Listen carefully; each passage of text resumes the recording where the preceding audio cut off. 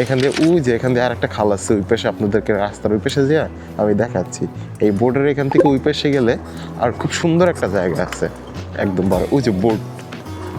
মানুষ এই লেকের ছোট জায়গাগুলোতে ঘোরাফেরা করে, ওই যে দেখতে পাচ্ছেন। তো মানে বাংলাদেশে 22-এর মতো আর কি, 4-5 জনে মিলে। তো এই হলো ট্রামের রাস্তা।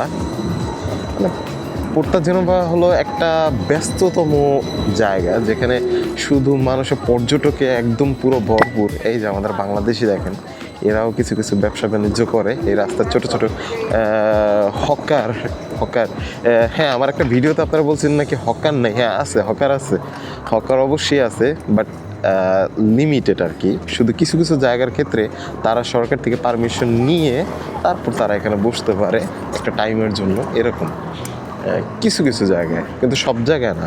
আর তাদের দেখেন সব হলো চলমান, মানে আপনি যখনই চাইবে তাদেরকে সরিয়ে দেওয়া সম্ভব, বা তারা এখান থেকে চলে যাবে, তাদের একটা টাইম পরে একটা সরে এই জায়গাটা ক্লিন করে ফেলতে হবে।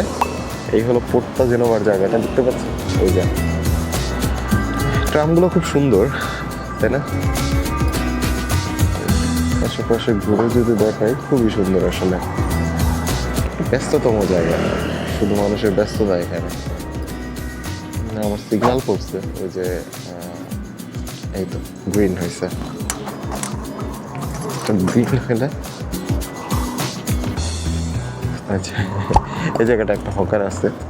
তো ওই যে আপনাদেরকে যে জায়গাটা দেখানোর কথা বলছি, যে একটা খালের মতো, ওইটা ওই যে ওই পেশে ছিল আর কি, এখন এই পেশে নাই।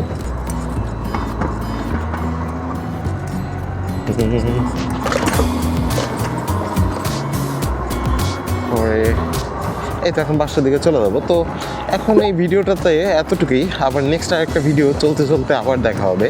তো আমার একটা প্লে লিস্ট আমি চিন্তা করছি যে বানাবো, যেই প্লে লিস্টটা আপনাদের জন্য হবে শুধু চলতে চলতে, যেমন আমি ডেইলি লাইফে যেভাবে চলাফেরা করি রাস্তাঘাট দিয়ে, সেই বিষয় নিয়ে।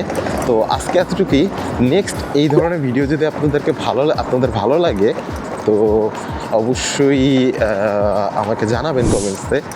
আর দেখা হবে নেক্সট আর একটা ভিডিওতে। ততক্ষণ পর্যন্ত ভালো থাকবেন, সুস্থ থাকবেন। আল্লাহ হাফেজ, আসসালামু আলাইকুম।